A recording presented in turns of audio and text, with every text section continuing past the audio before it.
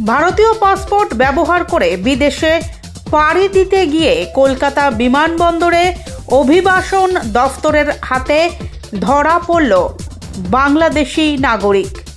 কলকাতা বিমানবন্দর থেকে গ্রেফতার বাংলাদেশি। নিজেকে ভারতীয় পরিচয় দিয়ে জার্মানি যাওয়ার সময় কলকাতা বিমানবন্দর থেকে গ্রেফতার। ইমিগ্রেশন চেকিংয়ের সময় জানা যায় ওই ব্যক্তির ভারতীয় পাসপোর্ট থাকলেও আগে তার বাংলাদেশি পাসপোর্ট ছিল। দুটি পাসপোর্টে আলাদা আলাদা নাম ব্যবহার।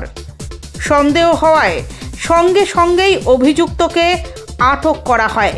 পরবর্তীতে জিজ্ঞাসাবাদ করলে কোনো সদুত্তর না দিতে পারায় তাকে আটক করে অভিবাসন দফতর। এরপর তাকে NSCBI থানার পুলিশের হাতে তুলে দেওয়া হয়।